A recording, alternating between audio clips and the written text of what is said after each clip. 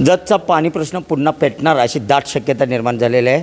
आपल्यासोबत तुकाराम महाराज बागडे महाराज आहेत, आपण जाणून घेऊया त्यांनी आज जिल्हाधिकाऱ्यांना नेमकं काय निवेदन दिलेलं आहे। महाराज मला सांगा, काय निवेदन दिलेलं आहे आणि काय तुमची मागणी आहे?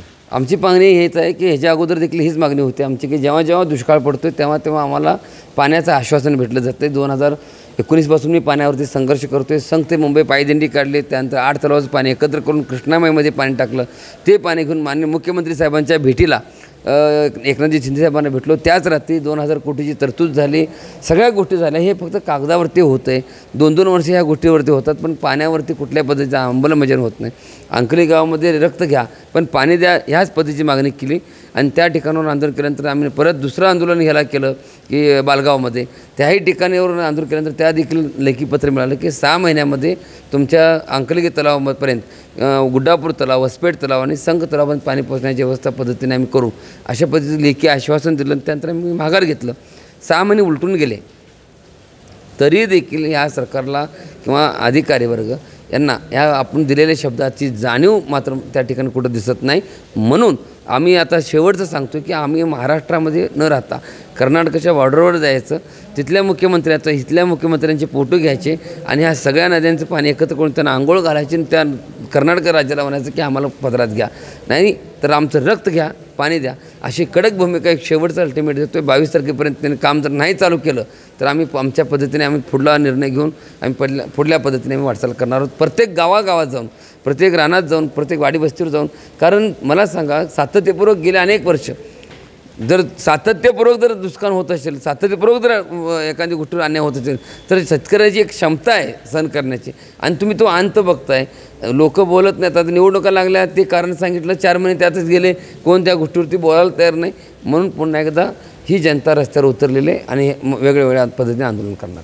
आता पालखी सोहळा पंढरपूरकडे रवाना झालेला आहे, तुम्ही महाराज आहात, मग महाराज असताना तुम्ही ह्या पाण्यासाठी आता इतक्या वर्ष संघर्ष करायला आहे, आज तिकडे जात असताना तुम्ही तिकडे गेला नाही पण इकडे लोकांच्यासाठी पाण्यासाठी इकडे आला आहे आणि सरकारला अल्टिमेटम देत आहे। 2000 कोटीची योजना मंजूर झालेली आहे, मग तुमची नेमकी कोणती योजना आहे आणि ती सोपी योजना निधी मंजूर झाला आहे असं तुमचं मत आहे, मग का ती मागणी पूर्ण होत नाही?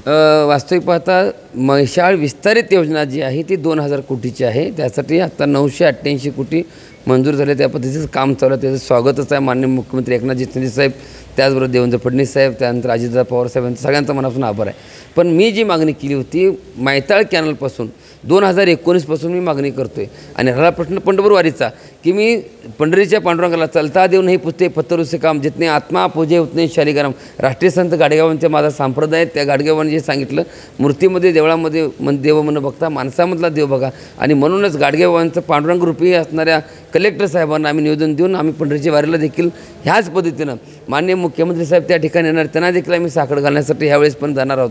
पण आमची जी मागणी आहे मैताळ कॅनलपासून जवळच गुड्डापूर तलाव आहे, वसपेठ तलाव आहे, त्या वसपेठ तलावामध्ये जर पाणी आलं तर वसपेठ तलावापासून अंकलीला पाणी जाऊ शकतं, अंकलीतून उटगीला जाऊ शकतं, उमदीपर्यंत पाणी जाऊ शकतं वड्या पात्रातून त्याच ठिकाणावरून।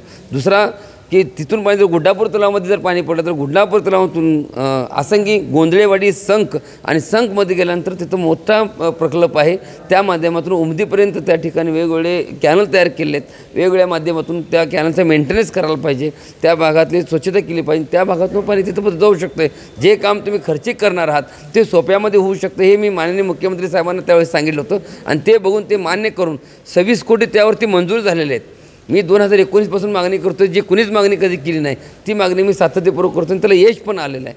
6 महिन्यात काम चालू होणार असं सांगितलं देखील, पत्र देखील निघाले, त्याचं टेंडर देखील निघालेलं आहे, पण काम चालू नाही। जर समजा ते आता जर काम चालू आणि ते काम फक्त 1.5 ते 2 महिन्यामध्ये पूर्ण होणार आहे, त्याला काही जास्त वेळ लागणार नाही आणि ते जर पूर्ण झालं असतं तर जत तालुक्यामध्ये जे आता 96 टँकर चालू आहे त्याचं जे पाणी जे ताण भागवण्याचं जे तलाव आहे ते एक अंकलीचं तलाव आहे, दुसरं जे आहे ते उटगीचं तलाव आहे, तर ह्या दोन्ही तलावामध्ये ते पाणी आता जाऊ शकतं आणि ते जर तिथे गेलं तर त्या भागातल्या लोकांचा सरकारचाच खर्च कमी होणार आहे।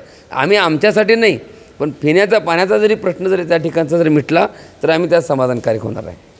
आता 100 टँकर चालू असताना पावसानं दडी दिलेली आहे, मग तुमची योजना 26 कोटीची 2 महिन्यात पूर्ण होणार असं तुम्ही सांगताय. बरोबर.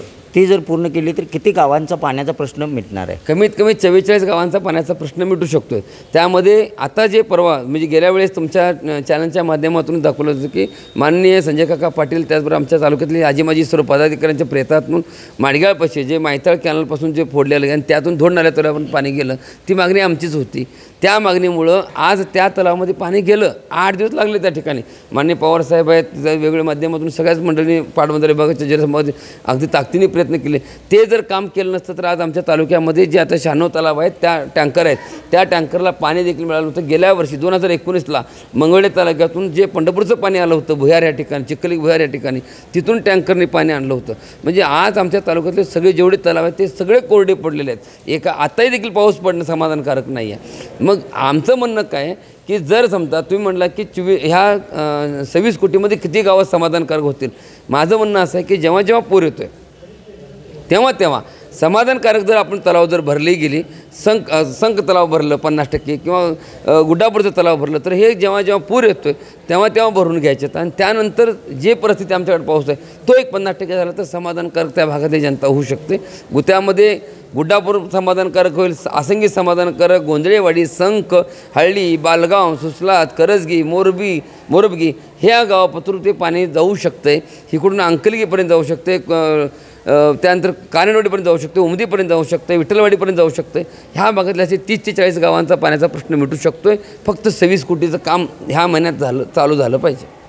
नक्कीच आपण पाहू शकता, हे होते तुकाराम महाराज. त्यांनी जी योजना आणली होती 26 कोटीची, या योजनेला राज्य सरकारनं मान्यता दिलेली आहे, टेंडरसुद्धा निघालेलं आहे, पण वास्तविक पाहता काम सुरू नाही आहे. त्यामुळं येथील 44 गावांचा प्रश्न आजही तसाच राहिलेला आहे. त्यामुळं आता हे आक्रमक झालेले जत तालुक्यातील सर्व ग्रामस्थ तुकाराम महाराज असतील, हे पुन्हा आता संघर्षाच्या तयारीत आहेत. येणाऱ्या 22 तारखेला जर ही योजना सुरू नाही झाली तर आम्ही यापूर्वी अंकलगी असेल किंवा बालगाव असेल या ठिकाणी शेकडो आणि हजारो कार्यकर्त्यांनी आणि ग्रामस्थांनी रक्तदान केलं होतं, रक्त दिलं होतं आणि आम्हाला पाणी द्या अशी मागणी केली होती. ती मागणी पुन्हा करणार आहेत.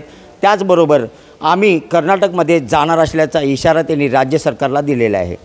कॅमेरामन सुजितसोबत मी शंकर देवकुळे, TV9 मराठी, सांगली.